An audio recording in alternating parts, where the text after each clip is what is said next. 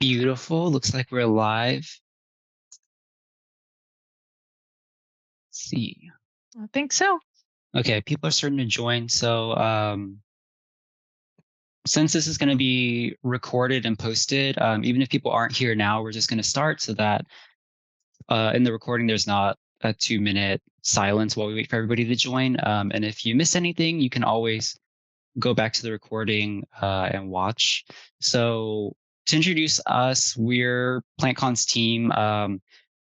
Myself, Gladys, and Sarah work on PlantCon full time. That does not mean that we are compensated full time, but we put in about 40 to 60 hours a week. Closer to PlantCon, it's probably more like 80 to 100 hours every week.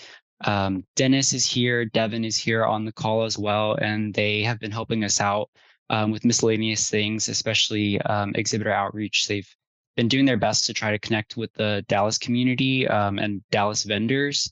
And, clearly a lot of this, the main reason for this call is to address concerns about us having not reached out to the Dallas Fort Worth Facebook groups in order to get recommendations on local sellers. And because we didn't do that, we've missed out on a few people that are important to the Dallas community. And so we are here to address any other concerns that people might have about it. But just about PlantCon itself and about our team, this started out in November of 2020. This was right after the pandemic, at a time where like the Facebook groups were in full swing in Houston as well.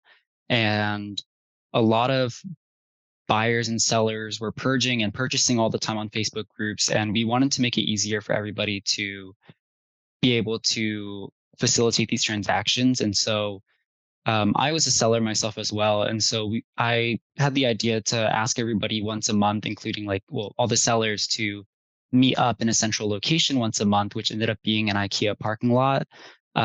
So basically, what would happen is, back then, if you bought plants, and I think everybody here knows, if you bought plants Monday through Thursday, you would have to like drive all around the city to pick it up over the weekend. But by picking one day, which was usually Fridays, for all the sellers to meet up in one place, it made it a lot easier for everybody, really. So buyers could just come out and pick up from all the people that they bought from in one place. If you bought from people Monday through Wednesday and had to be at the pickup meetup anyways, then somebody that purchases on Thursday, if they plan to also attend the pickup location, then it makes it a very easy decision to say like, okay, I'm also going to buy from this seller because I can just pick it up with all my other plants. So that's how it started. And we met up in an IKEA parking lot, and it was really cool. We all just had like our trunks popped open, plants in the trunks, and people would just come and start picking up from us. And they would ask like, where is this person? Like, where is Eleanor? And I would say, oh, she's over there. And so they would pick up my plants from me, and then go find Eleanor, then pick up plants from her. And this was supposed to last for about 2 hours, but what I hadn't realized is that we had organized the first like in-person meetup for this Facebook community that hadn't gotten any chance to see each other, hang out, or like meet in a safe space where everyone's masked and socially distanced. And I mean, people stayed for like 5 hours just talking and like getting to know each other. And after that, I felt like this is a really great opportunity to organize something more cohesive and that is more directly intended to cater to the community and actually bring more people into the community and create things that people can come out to and feel involved in person, get to know each other as well. And so that's when we started organizing plant markets. We found a coffee shop in Houston that was willing to let us take over their parking lot. So we started out, I think, with like 30 vendors, and after I think like 8 or 9 months, it grew to have like 75 vendors every weekend. We just kept doing that. We started working with other breweries around the city, and so we were trying to like promote. The reason why we did a market actually was that a lot of people were starting to get laid off from work, and there's been some concerns about PlantCon having non-plant vendors at PlantCon. The reason why we do this is because during COVID, when people were starting to get laid off, everyone was turning towards like side hustles and hobbies to keep themselves afloat. A lot of people were like soap crafting, they were beekeeping, they were making candles. All these people were people from our community. They were plant people, and we wanted to give them a chance to be supported by our community as well, by fellow plant people. And so that's why we started to include vendors who don't necessarily make plants, but make or don't necessarily sell or grow plants, but they do make things that um, plant people enjoy to see, and it creates a nice diversity of products, a lot of interest. Um, in the 4 years that we've done Houston Plant Market and the 2 years that we've done PlantCon, nobody nobody has ever told us that there was too much non-plant stuff. Nobody has ever been concerned about there not being enough plant stuff. There's always been plenty to look at. And if you watch like TikToks, Reels from people who came out last year, all of them, like the first thing that any of them say is that they were completely overwhelmed by the number of plants and the amount of plants that were there. And they had no idea where to look because there was just plants everywhere they went. There was ferns, there was orchids, there was bonsai, there was literally anything that they could want, cacti, like just everything. And so from that, nobody has ever felt that there's, an awkward amount of non-plant sellers. And the thing is that even if there is a non-plant seller and you go up and talk to them, there's a 95% chance that they're plant people themselves, that they're part of the plant community, and they're just trying to share their business with you. And they also need support getting through some really difficult times that I think everybody is going through. So we did Houston Plant Market for I think 2 more years, and then after 2 years, the city of Houston noticed the work that we were doing, and they picked us up to do markets for them. And so we were officially starting to organize markets for downtown Houston and the city of Houston, which like was more than we could have ever imagined was possible. And that was just us kind of doing what we loved and what we felt was right and what we wanted to.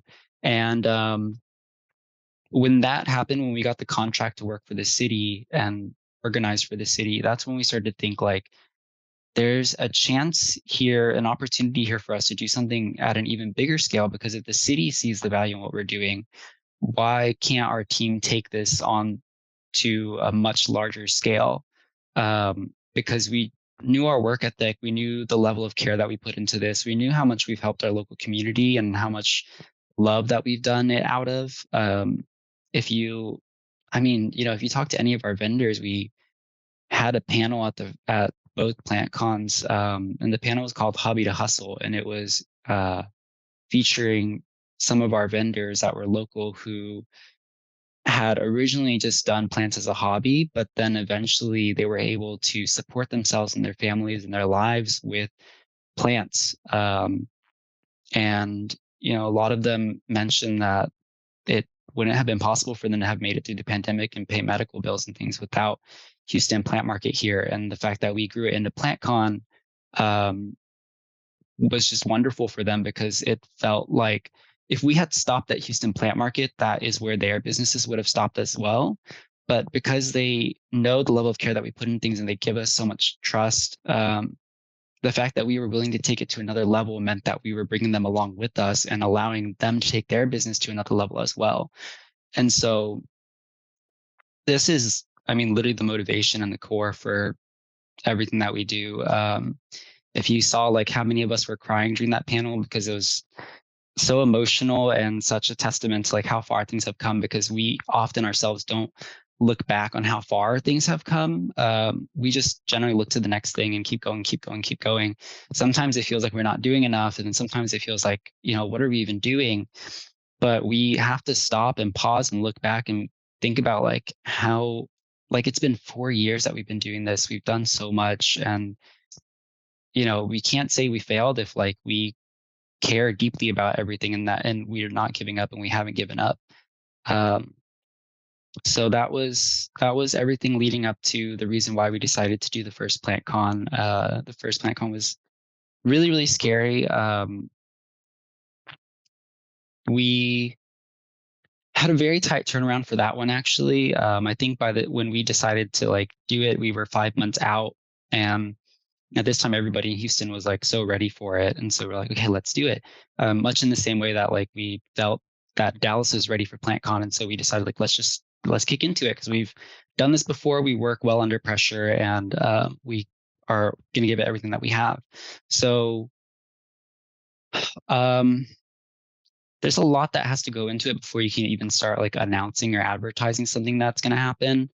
It's even worse when it's something brand new that you have no promotional content for. You have no photos ever, like you have no videos, you have no testimonials, nothing to show because you've never organized an event at this scale.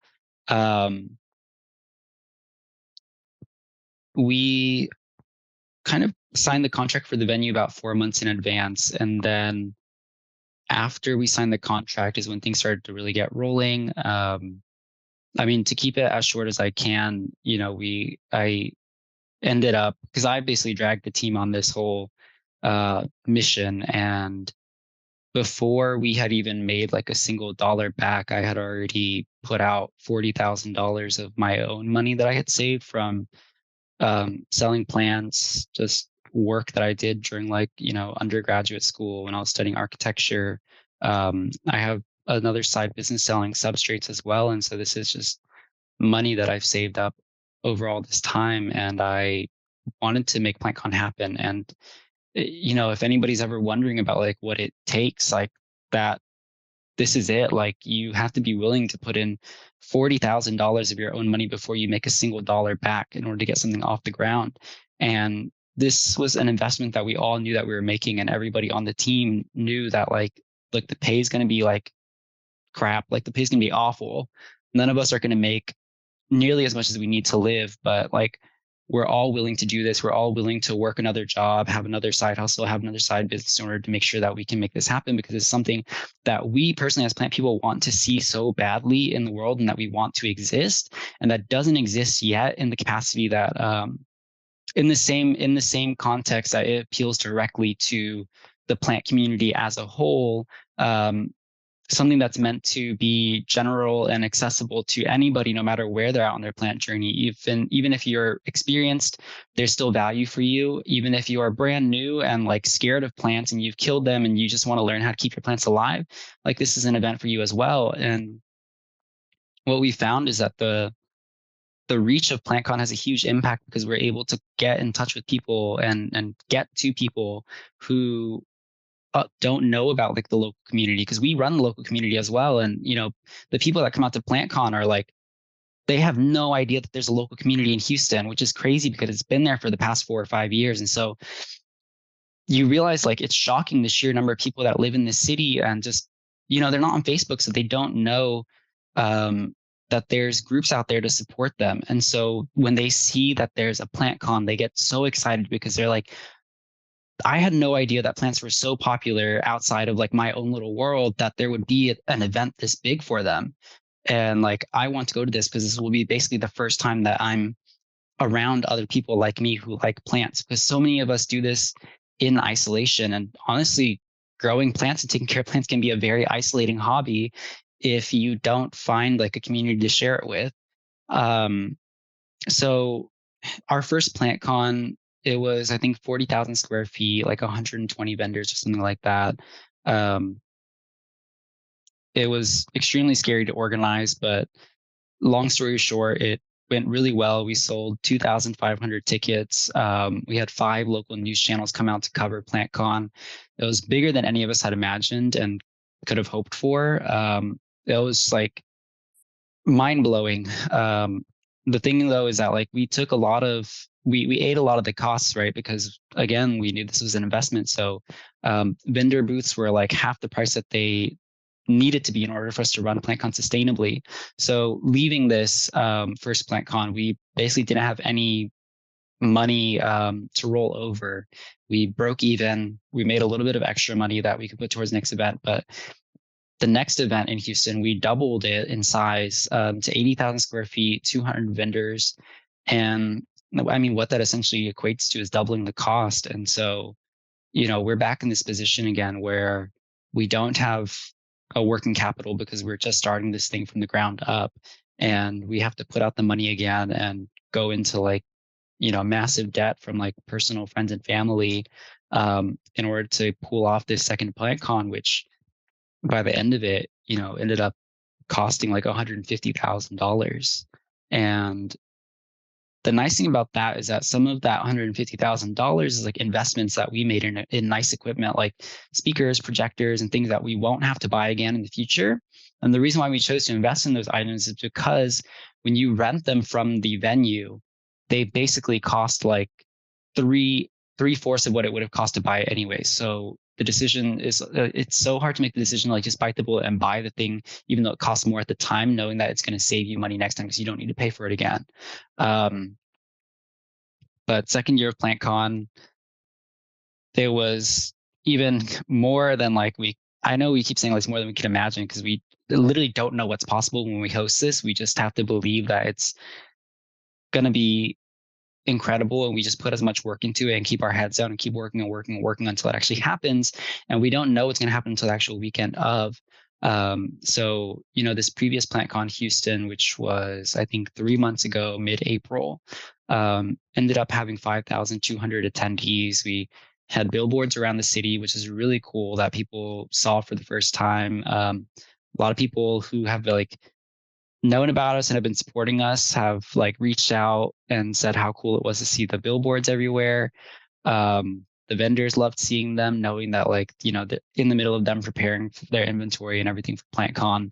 The fact that like they start seeing billboards and stuff go up is really exciting as well. So the timing has been really unfortunate in Dallas because the most effective way to promote is when something feels the most relevant, which happens to be like the last 30 days of the event. Because frankly, even in July, if you're advertising an event that's at the end of August, in July, people are less likely to act and less likely to remember because it doesn't feel as relevant to them. So for us, the budget is always better spent in the last 3 days doing kind of a full out promo.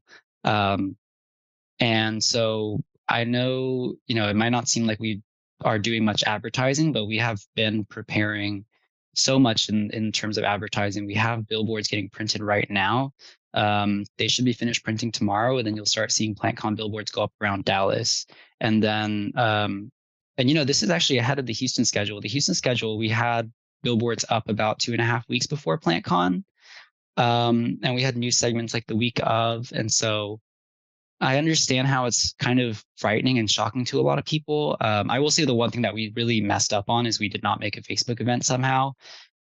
This is something that like we always do. And it turns out that the person that was in charge of doing that was one of the people that ended up going on a permanent leave from the team. And so we weren't able to um, get that up because we didn't actually notice that fell through the cracks, and that's completely on us. So aside from making a Facebook event, which is completely free to do, we've been working hard on the promotion, and we're actually ahead of schedule compared to Houston. And the fact that, we're on the same schedule that we used for Houston, and Houston ended up being such a huge success. We had like 175 vendors, 200 vendors come out, several nonprofit organizations, tons of workshops and presentations. We had a great amount of sponsors, and then we sold 5,200 tickets as well. It was like an insane turnout. We didn't know what was going to happen. We had Costa Farms there sponsoring. We had like a live performance from a plant rapper, which is not something that we would have expected either. And yeah, after Houston finished, there's, several of our vendors were from Dallas at the Houston event. Several of our attendees were from Dallas, and they expressed to us so much how much they would love to see this happen in Dallas, so that they don't have to drive, 4 to 4.5 hours to Houston in order to experience this. And so we took that as our cue to say, like, looks like Dallas is, ready for PlantCon. Like, let's bring it there. And so that's just to cover everything that has led up to this point, and where we're coming from as our team. We've just been working away at this, and I have to say, frankly, obviously, it's like really jarring, the reception that we've had, because we didn't realize how much of a mistake that we had made in not being more involved in the local Dallas Facebook communities. And so, coming into something, having worked really hard on it and really excited to share it with everybody, and realizing that you messed up in a really big way and have offended people and really made people feel like their community was disrespected is not something that we intended to at all. We are all completely shocked. And I mean, the minute that we realized that what was happening and what we'd done and what happened, we all sat down and said, hey, like, cancel anything personal that you have going on. We're working on a response to everybody immediately. Like, we don't want to leave these things unaddressed. Like, everybody deserves a response ASAP, because if we've basically failed to do so for the past 3 months, like, we have no reason, like, we have no excuse to fail to do it, like, as soon as we realize the mistake that we made. um, and so, we put as tight of a turnaround as we possibly could on getting everything answered. I went into the comments and tried to make sure that every single person that had voiced a concern knew that it was answered, by rewriting what was in the document, like, directly to them and custom to them. Um, and so that's where we're coming from today in this town hall, just trying to, you know, reach a point of understanding with everybody and see what other things can be done better. And that's always our intention, is to do well, do better, and do our best. And we have no intention of doing anything less than that ever.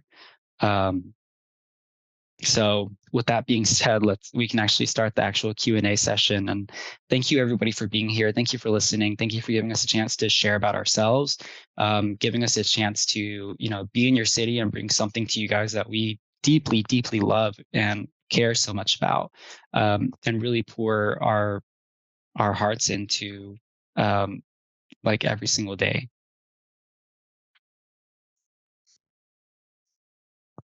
Let's see. Okay, team, do we have any questions that we want to bring up first?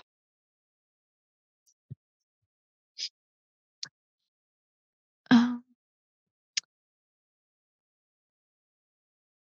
yeah, so we have 3 so far.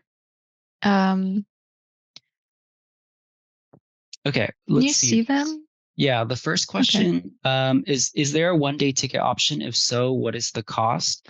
We do offer a 1-day ticket option. We typically don't announce it closer to the date, because we do want people to, frankly, buy the 2-day ticket so that they can experience the full offering of what PlantCon has. We don't want anybody to feel like they're going half in on this. But obviously now we've learned, coming into a new city, this is not something that people are always ready to commit to. And the option for a 1-day ticket is something that we need to offer basically from the beginning. The 1-day ticket is $25. It still includes free parking, but it just doesn't include any of the extras, like the free t-shirt, the free enamel pin, attendance to the opening reception with free drinks. And we will be putting the 1-day ticket option up on our website and also making it available for pre-sale. Typically, we don't put a 1-day ticket option up on for pre-sale. We do it at the door, and so people can always show up and purchase a ticket at the door. But we will, in this case, be putting it up on the website and portal as an option. Let's see. So another question from Lupita is, hi there. I was really hoping that this would be more of a conversation, not a seminar on PlantCon. Format is a bit difficult to really voice our concerns and express our concerns. Will we get a chance to speak after your presentation? We're accepting questions right now, so anything that we can answer for you guys, please, please, please feel free to send questions over to us so that we can address them. We're going to be going through every question as it comes in. So far, we've only had 3, and so hopefully you guys are able to submit more. I see some people sending questions in the chat. The best way to do it might be through there's a button for Q&A. That one will show people the questions that have been answered afterwards as well. And so, okay, Jennifer Williams has asked, with the plant community such plant groups being the forefront and exposing locals to these groups, is anything going to happen to push these groups, i.e. maybe giving some of the top groups a table to advertise or something, or including them somehow? I'm glad you asked this. Is Britt on as a panelist? And Britt, would you like to share more about this? Sure. So so if you don't know me, hi, my name is Britt, and I recently came into the role of partnerships coordinator. And so basically, as an ambassador of PlantCon 1 and 2, and just experiencing PlantCon from that side, I was like, man, I would really love to get involved in a greater capacity to just help fill in the gaps. And me and Kenny and the rest of the team have talked about this just even when I was an ambassador, and giving them the feedback of, hey, this would have been great to synergizing ambassadors. Hey, this would have been great to, do this at the event to bring awareness, all of these things. I always kind of voice these, and sorry if my background is loud. I'm out of town right now, but I wanted to be on this webinar. But have always wanted to help fill in the gaps, because one thing about the team is that they can only do so much at PlantCon. They can only be in so many places. I mean, if you have ever been to one and see them kind of everywhere, it's because they're getting, pooled everywhere, because again, there are always going to be gaps, and there are always going to be ways to improve upon an event. And like I said, I wanted to kind of take on this role to just do that with the ambassadors, so to speak. And one of the things that I mentioned to Kenny was that even outside of this role of, partnerships ambassadors, I really just want to help be the catalyst for solutions, because there are always ways, again, to improve upon something. And so when they were kind of expressing to me coming into the role, again, I mean, I'm a part of the Dallas Fort Worth plant community, like I live out there. And so coming into the role and understanding the frustrations that they were getting from people as they were hearing it, I was like, wow, like, going into the mode of, okay, let me figure out the solution. So I reached out to a couple people that I just knew and had familiarized myself with, either being in the plant group or being at other plant events, and said, let me reach out to them, because I know that they can kind of help compartmentalize like the voices that are, kind of coming in and voice all of these frustrations, and just talk to them about a solution that I came up with, which was offering them a booth, and saying, hey, like, you guys can utilize this booth however you want to. Because one thing about the DFW plant community, like, though I know it's very tight knit, it's very close, it's only a very small drop in the bucket of, the entire DFW city, or, at whole, or just like Texas at whole. And I'm not saying that to like kind of downplay the group. Like, again, it's very powerful in itself. As you see, it's brought PlantCon here to, have this town hall. But in my thinking of offering a booth to, like I said, some people that I found very, influential, and just kind of having been admins of, the Facebook online groups, I said, you guys can utilize this booth to bring more awareness to these online, plant communities that people may not know. I mean, there can't be like an assumption that, everybody knows about the DFW plant community. I know when I moved here, like, I didn't know about it. Honestly, someone told me to go look up the plant groups on another platform, and so I didn't know that these kind of things existed. And you have to come into it with the mindset of like, not everybody knows about these groups. And so being able to have a booth and have that awareness and have that presence and representation of, DFW plant groups, and saying like, hey, like, we're here if you need us. Like, we are an online community that, we do events, we do, this, that, and the third, like, and having that presence there would have been very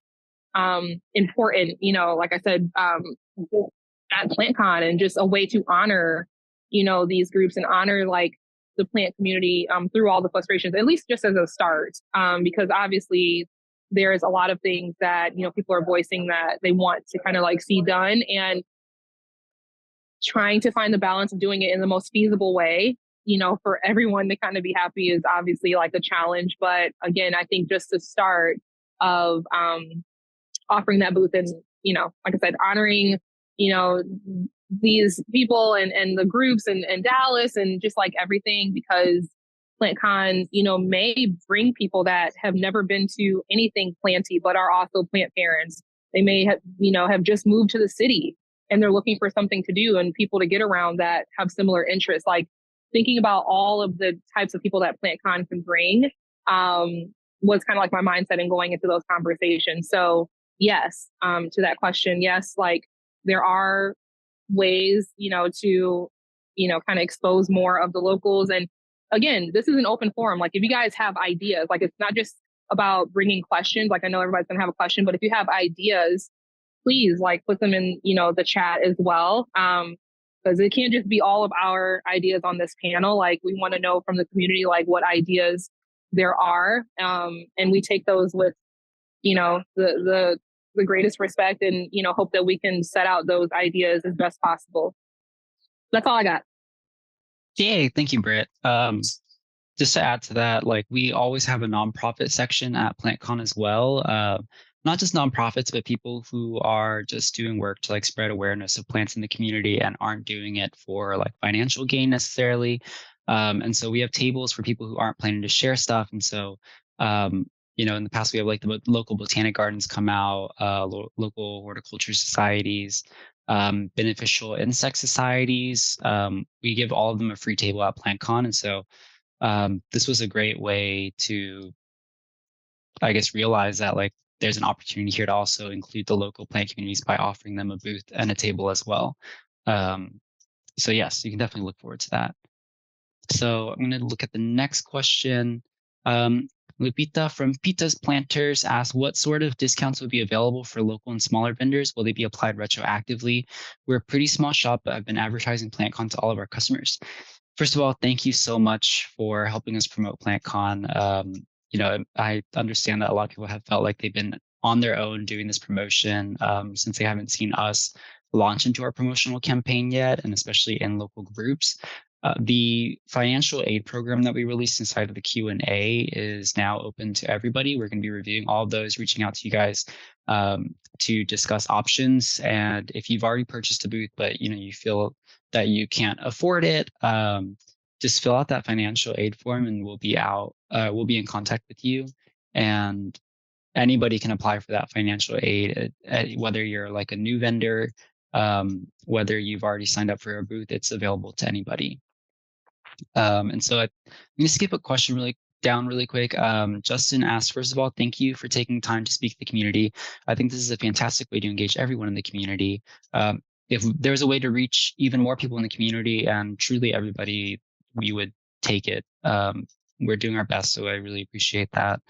The question is, can you speak some more about the financial aid options available to people who want to vend, but maybe can't afford it? I have had a lot of local community members tell me that they can't afford to vend and who I don't think were aware of this option. There are some excellent vendors in this city, and I hate to hear that they can't afford to vend. So this is something that is now, something big that is on our plate, is a responsibility to make sure that people are aware of this financial aid option, because this is a newer program that we have. And it is an application where you do have to share financial information with us, and we wanted to create a financial aid application that would make sure that it is, objective. There's a real metric to judge the level of need that these local vendors are in, and that what is the word? And so that we can also make sure that the people who truly, truly need help and need help the most are the ones that are the ones that definitely receive the help and are the first to be prioritized in these financial aid options. We have booths set aside for this, and so please, anybody here, if you know somebody who needs financial aid in attending PlantCon, we never want to price anybody out. The only reason that we charge what we do for the booths is that we are certain that it's going to be worth your time.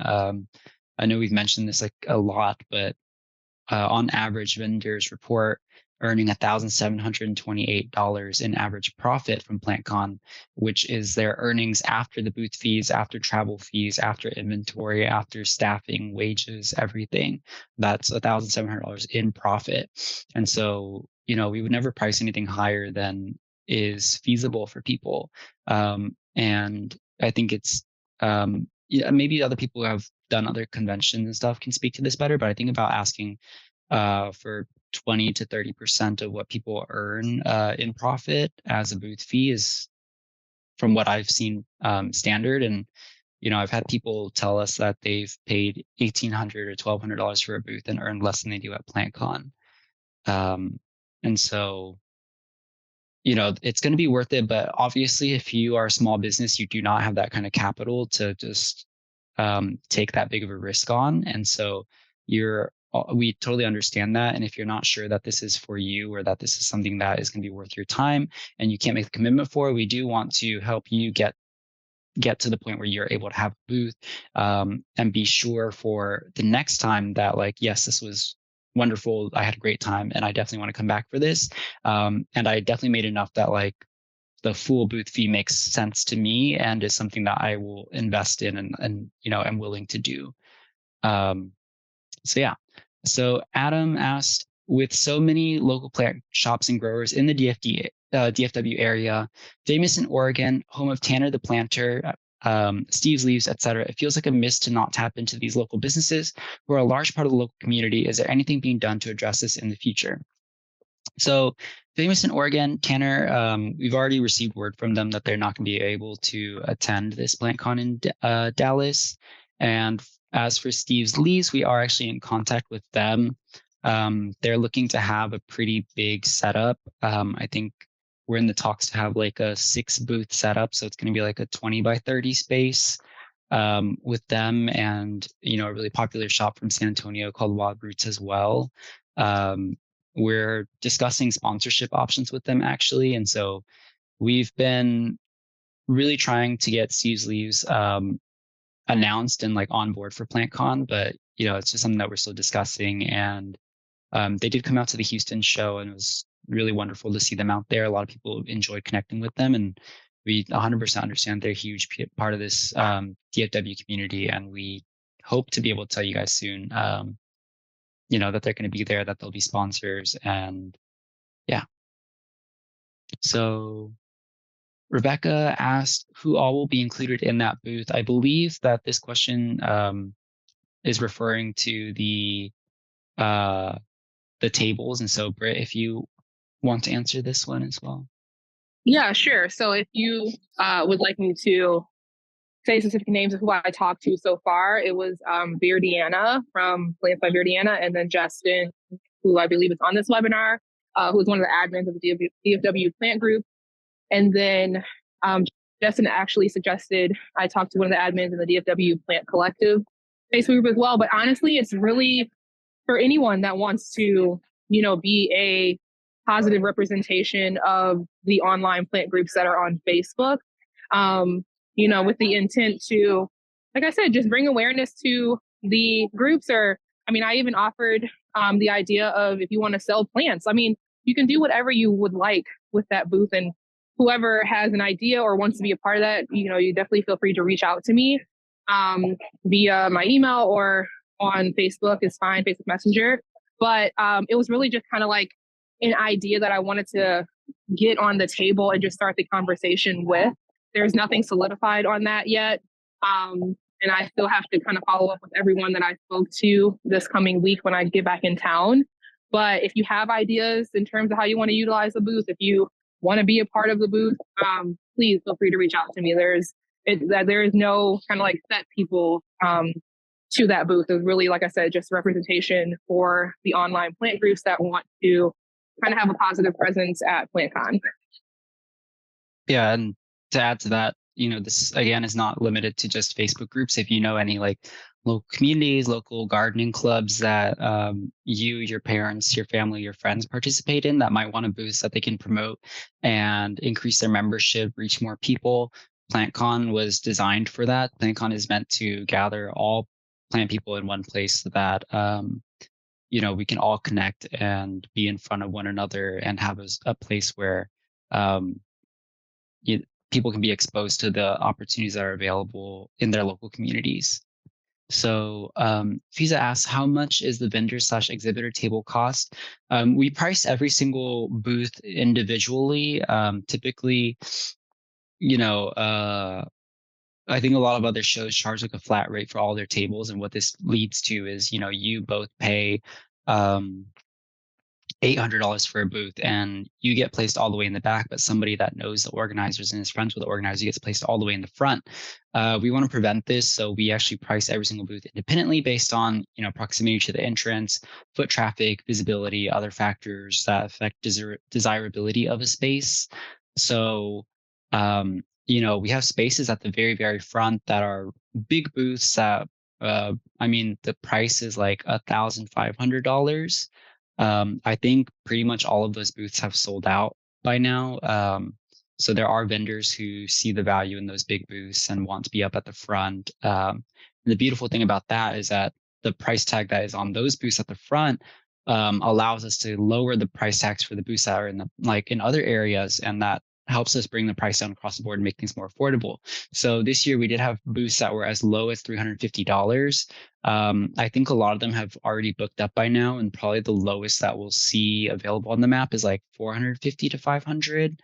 That being said, all of the spaces are or we're also offering spaces through the financial aid program that will be at a discount as well. And so the prices are not final, but to answer your question, they range from 350 all the way up to like for a 10 by 10, like $900, and for a 10 by 20 up to like $1,500.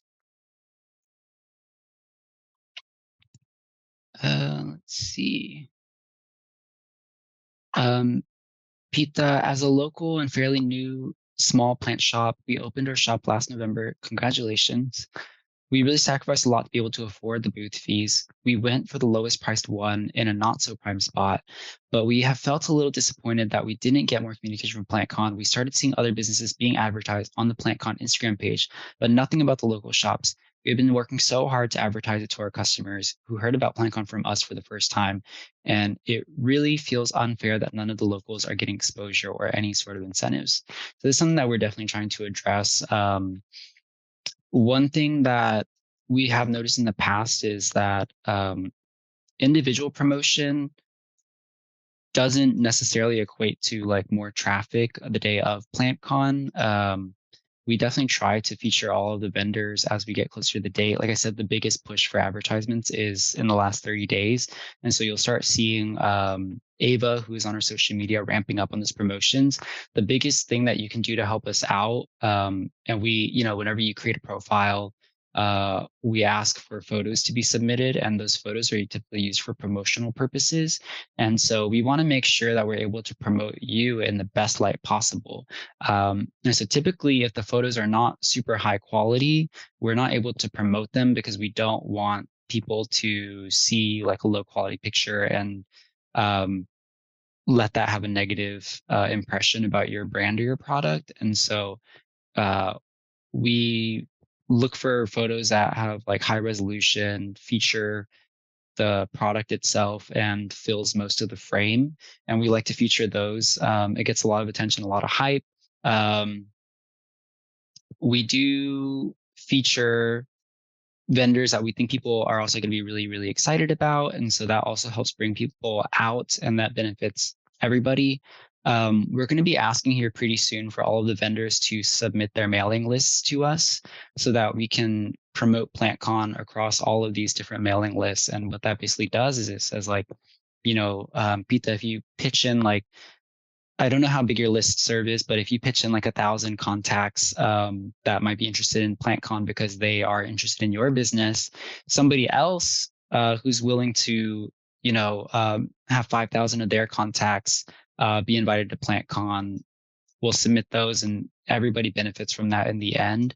And so maybe on IG and stuff, there's not as big of an effort being made, but behind the scenes, we do what is most effective at getting the most people out to PlantCon as possible, which puts your business on the map. Because frankly, when people walk around, they don't necessarily like check booth names or see who you are. Like a lot of times people won't recognize you, even if they saw a promotion about you on social media.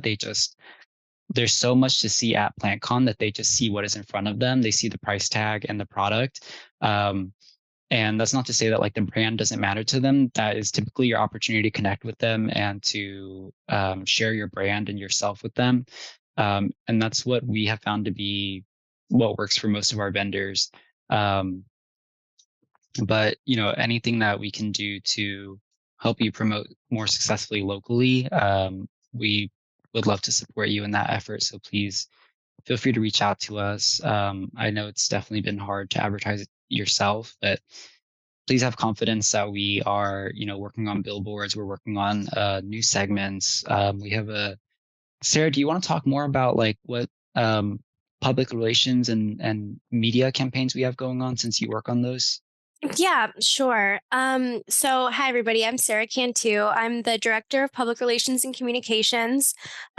Excuse my congestion, I'm a little sick, but I joined PlantCon the first year actually like a few weeks before. And we were able to secure a good amount of national and local media presence in the Houston one. And then also last year, we had about 4 local in-person news segments, as well as 2 or 3 the week of. So the way the news cycle works, especially now with the Olympics and with the election going on, we're not going to be able to get any local presence until about 2 weeks or a week before. And then we are planning on a few local TV segments being in person at PlantCon, either the Friday during setup or even Saturday morning. We also are in talks right now with the Dallas Express. They went to interview Kenny and the PlantCon team, and we also just had a placement in CW33. So I'm in connection with a lot of local publications. And building those relationships. This is the first time we are venturing out of our, local Houston media landscape. But we are doing our best to spread the word about PlantCon, and people are really excited to hear more about it. But yeah, just the way the news cycle works, once we get closer, you'll start seeing us everywhere. But I mean, now if you Google PlantCon Dallas, we're on every local event listing, event calendar. Yeah, we're out there. So once we get closer to the event, you'll definitely start seeing us in your local TV segments and your local news publications.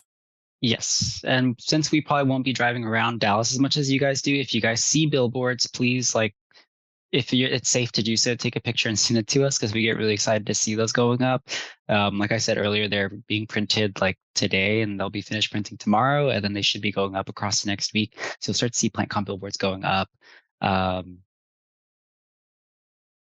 Yeah.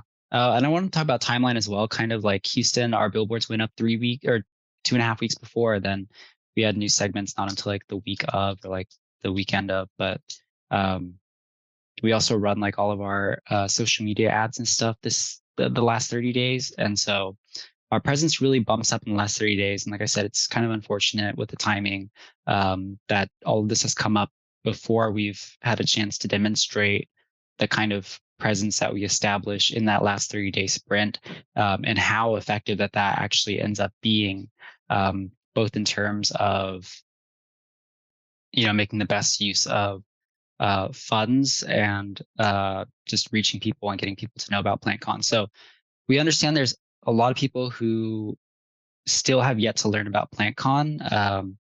And, we're going to be doing as much as we can in the next 30 days when it's the most efficient time to do so, in order to reach as many of those people as we can. And we're working together with the city of Allen as well to, they're hosting giveaways and promoting, and they've like made blog posts. We're working with local businesses to help promote PlantCon.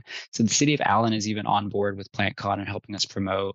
They helped us select like our billboard locations. And so we're doing our best to make very informed and strategic marketing decisions that will benefit everybody the most, in the biggest ways. And, any help that we can get on like the smaller level and like on a smaller scale, we definitely see and appreciate you. So thank you. Can I also echo you, Kenny, real quick? Yeah. So also part of, PlantCon, like I said, that I have come into the role of is the partnerships coordinator, and that is really over the ambassador program. And what I had mentioned to the team when I was just an ambassador was like, a lot of times the ambassadors really didn't get any direction in the first 2 PlantCons. And that was just because they really didn't have the bandwidth to kind of, they had so much stuff going on, where I felt that they could have really utilized the ambassadors. And so again, in wanting to fill the gaps, I said, wow, you can really utilize the ambassadors, because at the end of the day, like we as, ambassadors, influencers, content creators, like that's what we do best. Like we love creating content. We love promoting products. If we ever get brand partnership, like things like that, and you can really, really utilize us more for that. And so that was my whole thing in coming into this role, was like creating incentives for the ambassadors to promote more, promoting PlantCon, promoting the businesses, and then also, being that liaison between the ambassadors and the businesses that are going to be at PlantCon, and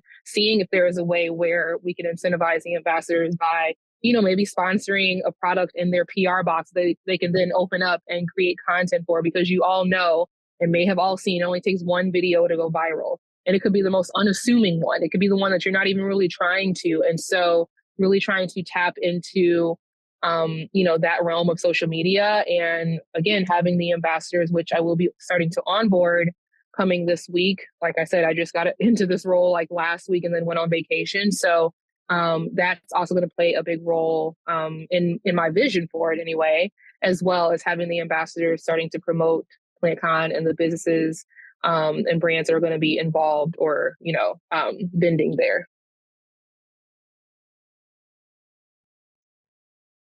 Okay, thank you.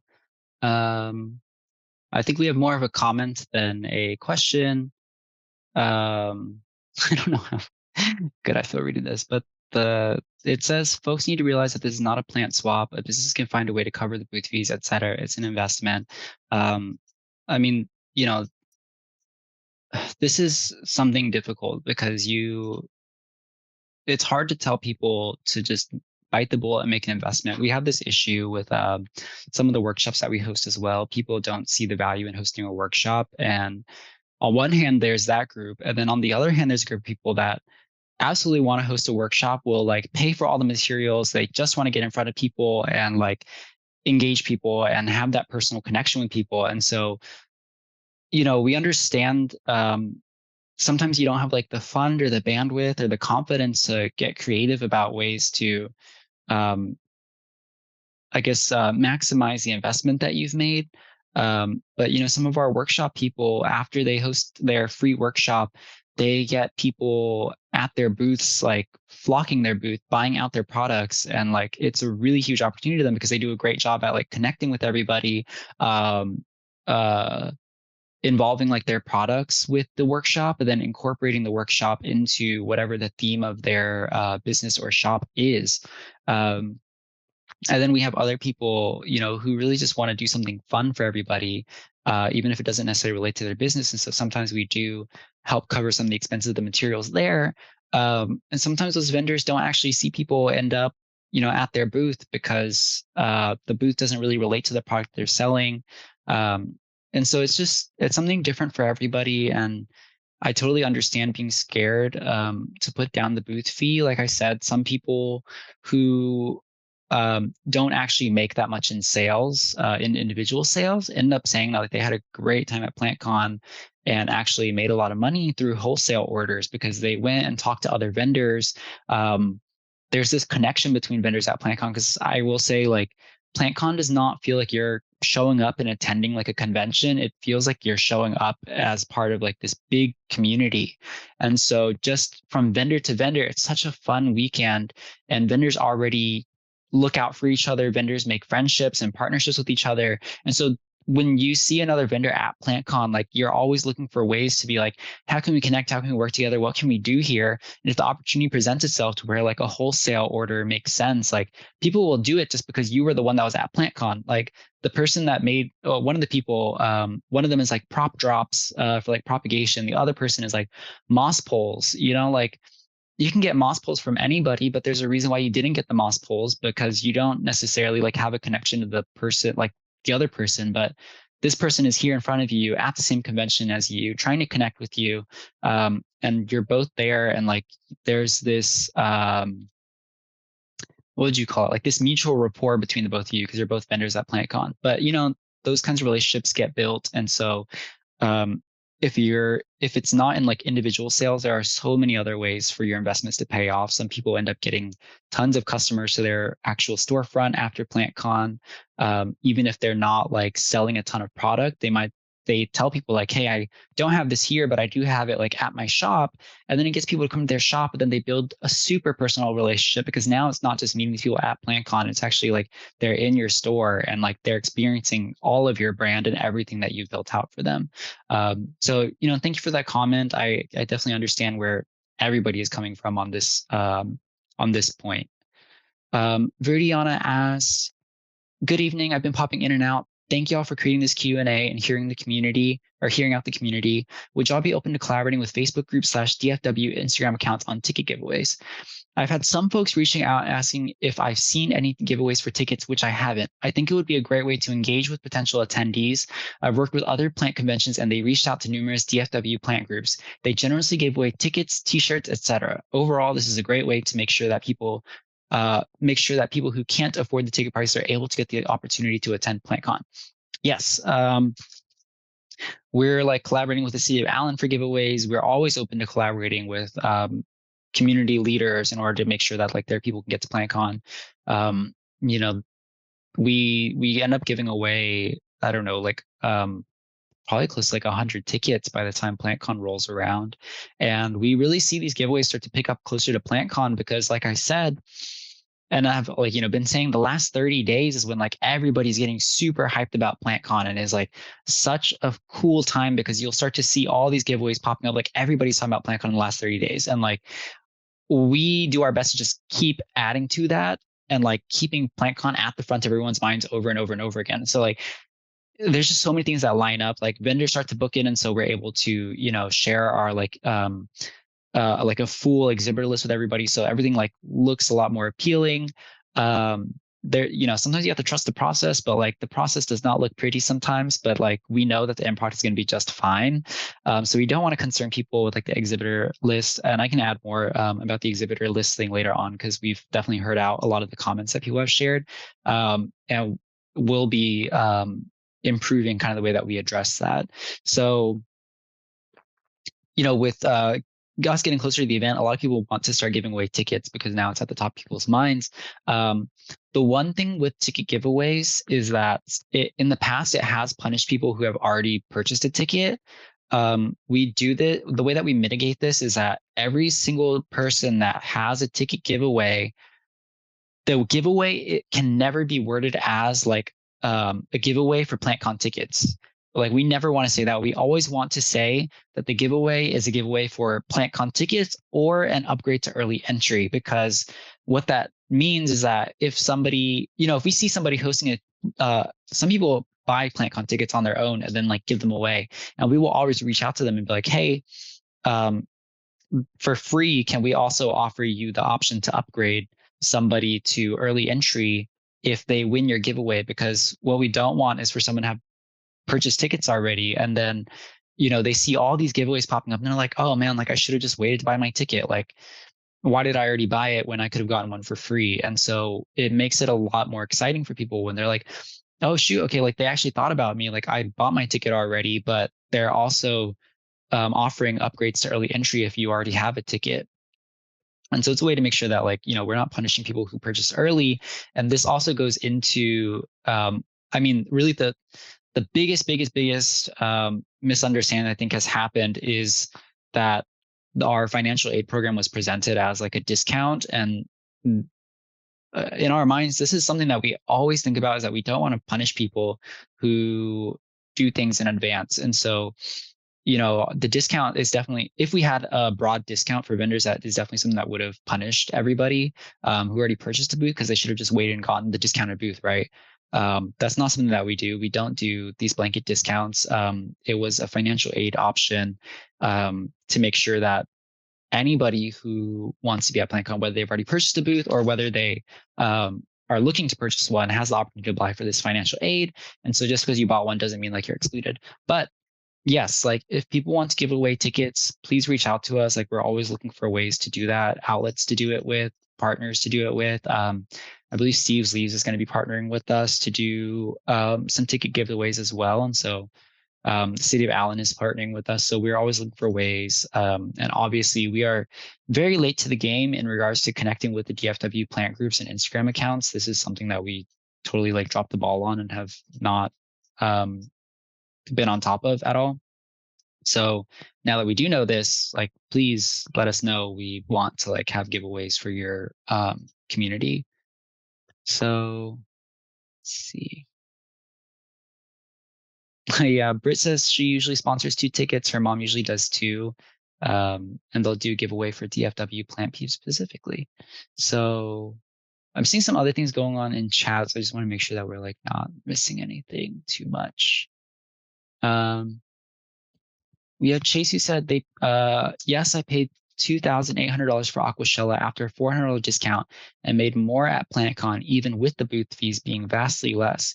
I just paid $1,800 for the Japan Festival plus a $200 food permit and make about the same. I have paid $1,300 at the NARBC Reptile Show and made less than PlantCon. As much as has been made at the last 2 PlantCons, they seem to give bang for the buck for the booth fees. I mean, that's what we want. Like, we want everybody to make way more money than they had to invest. So that's why we price things the way that we do. But I know not everybody has that context of what these other shows cost and how competitive it is to be at these other shows and how hard it is to like vie for people's attention. And a lot of these other shows they don't feel like a community run or organized show. And so I think it makes people feel less like they're supporting local businesses or things like that when they go to these shows. And so sometimes people just spend less, or there's just way a lot of vendors, and so they don't want to like purchase or they're not able to purchase from as many people. But yeah, thank you for providing context. I know not everybody sees what other conventions charge compared to us, and they especially don't see how much vendors make compared to the booth fee that they pay. And so I think a lot of people see our booth fees and think like that's insane, especially because local markets and stuff typically charge like $30 to $50 for a booth. And I get it. We run Houston Plant Market locally too, and our booths are priced about the same, like 35 to 75. And so it is a big leap for us. It's a lot for us to ask for as well. And we are like scared shitless when we ask for that much. And that's why we work our asses off to make sure that like we do this thing well and make sure that everybody makes what they need to. Let's see. I'll just read another comment from Cameron. I do just want to say that we're a very small business that just started at the beginning of the year, and this was an investment for us. But we have also been to other vendor events that cost just as much, if not more, with less turnout. This is an exposure opportunity to us, even though we may not have been able to afford it completely.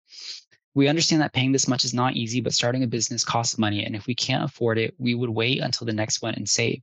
We wanted to be a part of Houston, but it wasn't the right time for us. I think PlantCon is such a huge opportunity for any business going, and it's worth the cost. Thank you for taking the time to answer these questions. We're all stoked to meet you all face to face. I mean, I don't really know what else to say other than like, thank you. It just always feels wonderful to like hear this. Like, PlantCon makes a huge investment as well and takes a huge risk when we do things. The reason why we're here today is because we took those risks. And like, it's hard to ask everybody to take a risk, and it's really scary to be responsible for the risk that people take.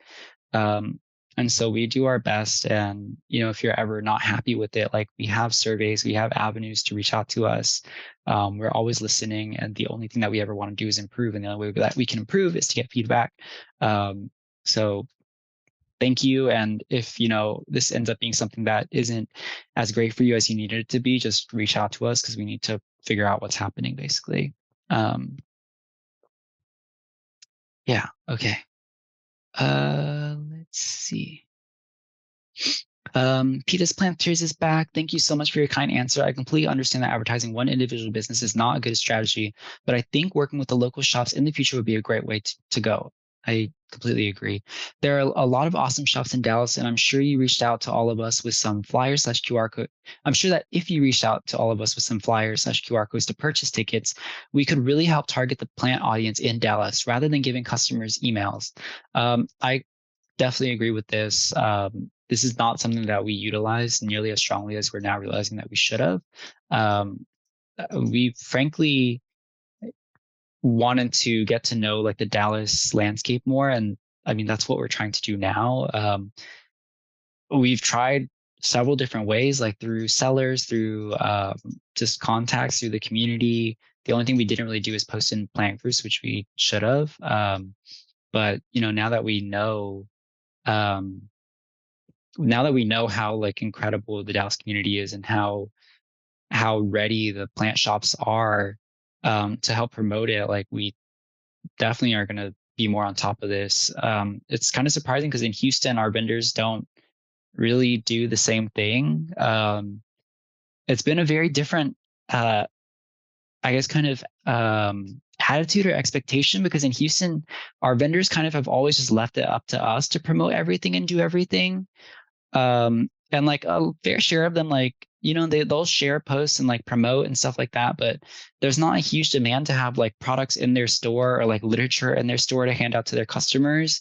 They usually see like the billboards and stuff that we do, and they're just like cool, and then they show up, and like it's great for them. So this is like so refreshing to have so many people in Dallas passionate about like they themselves sharing it with their customers. And we didn't realize that all of these shops have such a strong connection to their customers and such a tie to the community, and such an ability to influence people into coming to PlantCon. And we definitely want to equip you with the tools that you feel are necessary for you to do as much as you can to be successful at PlantCon. So thank you.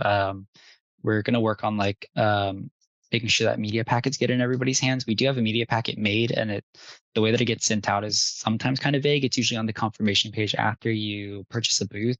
And so we realized that's actually the only place that we have it. And that was a big mistake by us. And so we're looking to make sure that is a lot more visible, a lot better communicated, and a lot more accessible to anybody that signs up for PlantCon. Will the billboards just be around Allen, Dallas? One in Fort Worth would be great as well. They're going to be everywhere. The city of Allen, obviously their goal is to increase tourism to Allen, right? And so they have all the incentive in the world to make sure the billboards are out of Dallas or out of Allen, all around like Dallas, Fort Worth, because it would kind of be redundant to have these billboards in Allen. And so all of the billboards are going to be like all around the DFW area, not just in Allen at all. Thank you for the question. I really enjoyed the classes offered in Houston. Will those be offered in Dallas? Yes, this is another thing that is like, we're just being very honest about this. These are challenges that we have, and challenges that I think anybody would have. It's really hard to get people to commit to things before 30 days before the event. And at first we thought this was like something that was unique to like a first time convention, because when we did the first Houston one, we're like, man, like we're having such a hard time getting people to like do this stuff or like say they want to do it or like commit to it. And then like in the last 2 weeks, everybody's like, I'm so in, like, what can I do? I want to do more. Let me like get involved. And it's because they realize that they have the bandwidth closer to the date. And all of us are scared of overcommitting and like stretching ourselves too thin. And so it takes some time for people to feel comfortable and confident in taking on this extra workload. And so we want to have these workshops and sessions in Dallas, and I mean we will. It's just hard to announce a lot of them because we've only confirmed like 2 or 3, and we're just always waiting on the people who want to host them to make the commitment. But yes, we do. We are going to have classes and seminars in Houston. The even cooler thing is that they're going to have their own like breakout rooms this time, with a pretty large capacity. Okay. Danica, not a question, but more of my experience. There were so many Plant Story sellers, Palm Street sellers there live streaming and shopping for their followers, influencers, making lots of content and tagging. If you don't know what Palm Street or previously known as Plant Story is, they're an online plant selling, like live plant selling app and company. And so a lot of people are on there like doing live sales of their plants. But influencers are making lots of content and tagging, collaborations, meeting people in the community nationwide. There's so many people nationwide that wish they could be there. So it is also up to the vendors to promote that they will be there, offer sales pre, during, and post PlantCon for those who couldn't make it. You can even live sale on Plant Story or whatnot while there. Yes, 100%. I had post PlantCon sales on those apps and national groups for weeks after it was over. It's good exposure, and posting on social media is key. Lots of tagging, lots of hashtags, etc. Just being associated with PlantCon and the fact that you were there will boost your business. It was worth the booth fee because of the profit made there before and after. Thank you. I mean, like, these aren't, our vendors are just so smart and like resourceful. It just blows us out of the water. Like, this is not something that like we think of, and we're so thankful that the vendors care about each other, because as a vendor with a competitive mindset, Danica could have just kept this.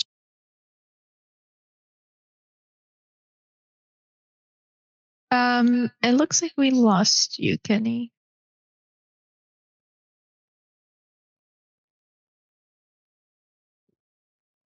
It looks like his headset died. Yeah. Yeah.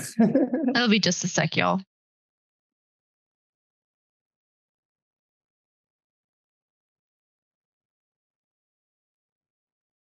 Alrighty. Okay, am I back? Okay, cool. Headset died. Danica could have kept this to herself and like chose not to help out other vendors, because this is like a way that she can make money and whatever, get ahead of the game. But like, that's just not how any of our vendors are. And any opportunity that they can see to help each other, like, they take it and they share, and they're resourceful and helpful. And that's like part of what coming to PlantCon is like joining this community. People who care about each other, are not there to compete and like dog on each other.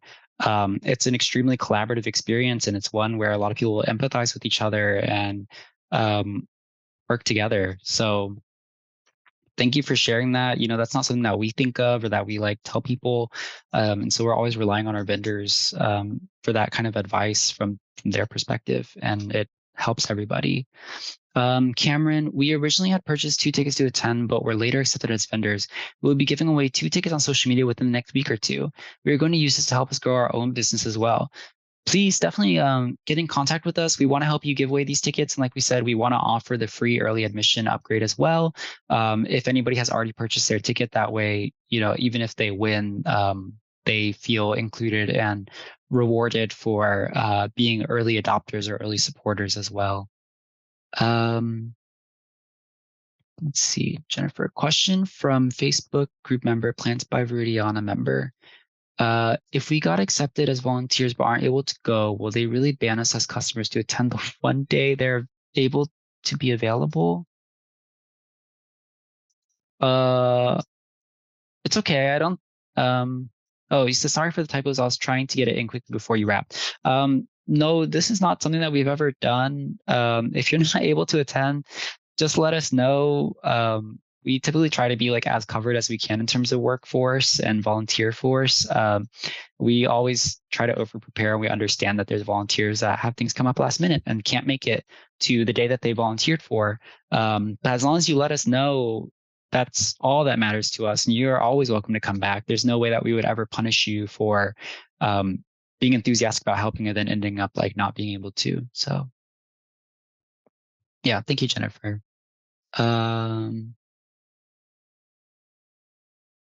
Drea Williams says, as someone who worked as a marketing manager for 17 plus years, I want everyone to know that this is all standard practice for a trade show. And I'm actually highly impressed by their marketing knowledge and understanding of optimal timing for touch points to ensure the best attendance possible. That, I mean, I think like all of us on the team are like floored by that comment, because we're literally all just trying to figure this out as we go, and we are very observant, and we try to stay adaptable and smart about things. And this is just something that we've observed ourselves. And so it's actually really wonderful to have that validated by somebody with vastly more experience than we have.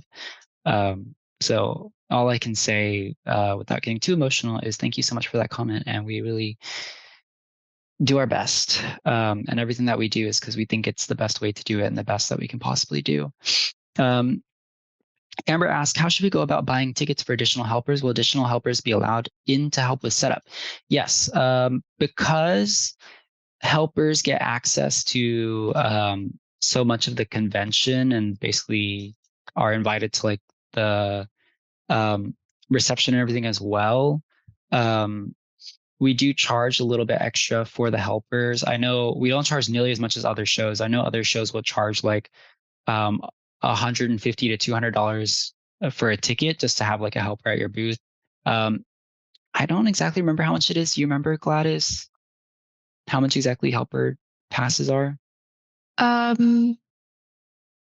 think we said 10. Yeah, it's like $10. Yeah. That's what I thought. Okay. So yeah, all you have to do is, I actually don't even know where we have that. Yeah, so on August 1st, we're gonna be releasing it on our exhibitor portal for purchasing.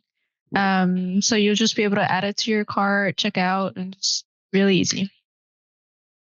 Yeah, and so that helper ticket will get your helper admission to the show and the ability to come in during setup. They'll get a badge that shows that they're a helper with your booth. So yeah, you can get as many helper tickets as you need for your booth.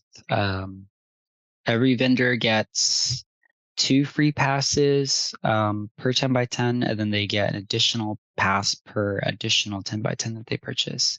So you buy a 10 by 20, you get 3 exhibitor badges, but if you need like 5 people to help you, you just need to pay for 2 more helper passes, like $20. But let's see. I know everyone else is helping like scan the comments while I yap. So if you guys see anything else that should be brought up, like please let me know.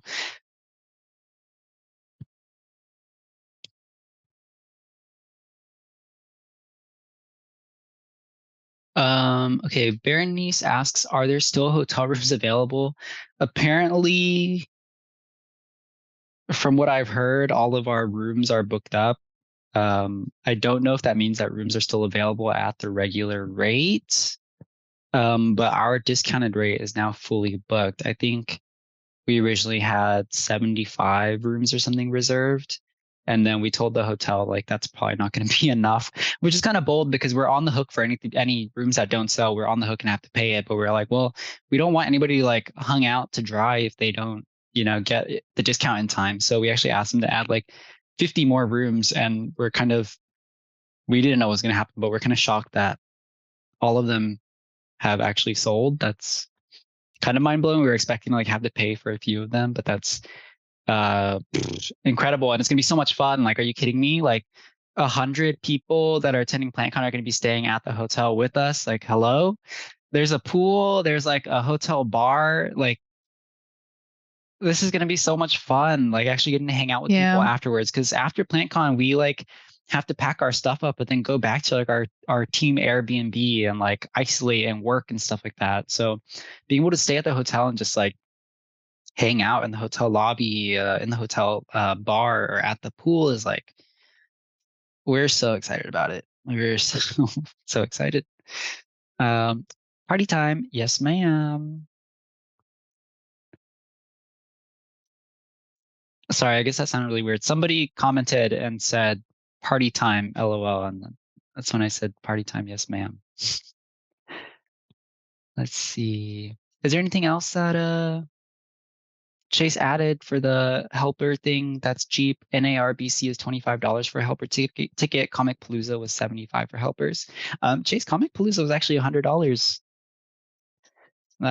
It was more than 75. Do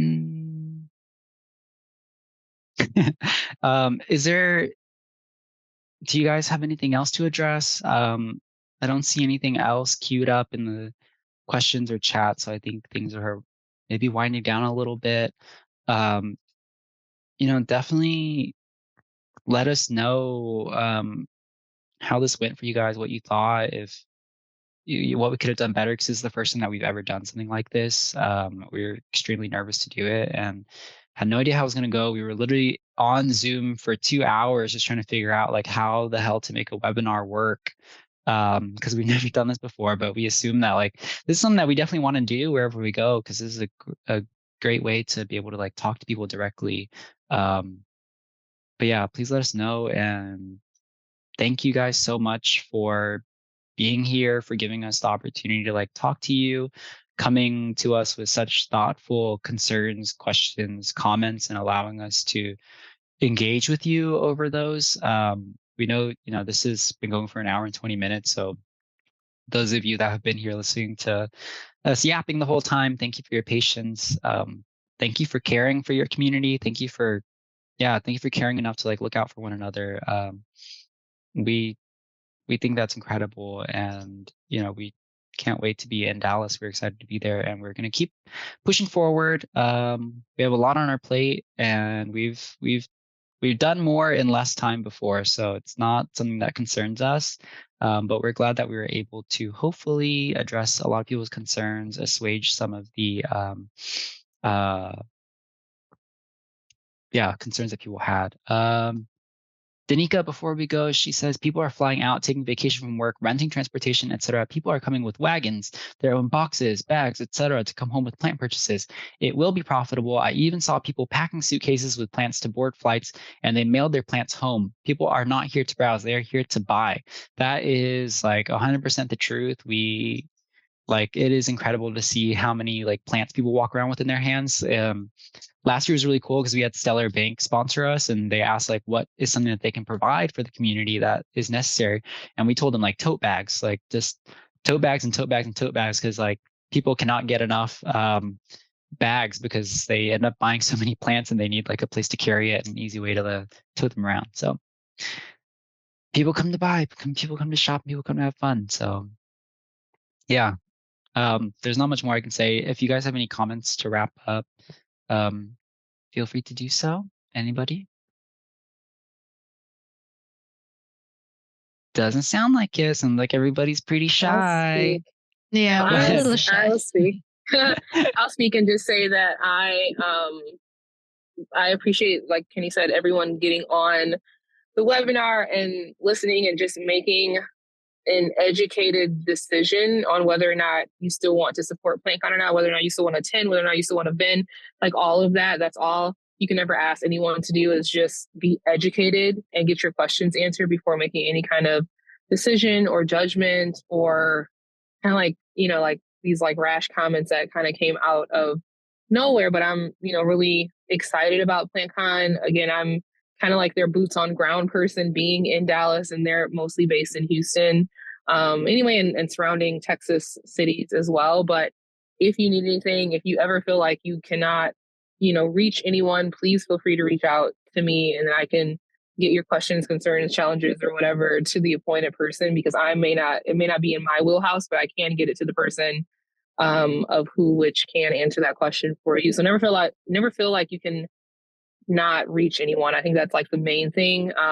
That was kind of like the common denominator. It felt like in a lot of those comments was like there was just like no one to reach out to, or no one to kind of like, have them feel seen or heard. So please reach out. Always reach out with your, criticism, your feedback. Obviously please be nice. That's all we ask as well, is just to be nice and respectful. But, we will get your questions answered to the best of our ability. But that's all I had to say. Okay. We'll wrap up with that. Thank you. Please help us. Obviously, we got kind of smeared in the Dallas group. So if this made you feel better, and if you feel better after getting to know us and seeing that we are just people, we are we're just people like you, just trying to do something and do it well, and do it the right way. So help us out if you see something that's just not true being said. Be the voice of reason, I guess. And we really appreciate that. So thank you everybody for being here. And if you ever need anything else, drop us an email and we will get back to you. But sounds good. Bye, Thank everybody. you guys.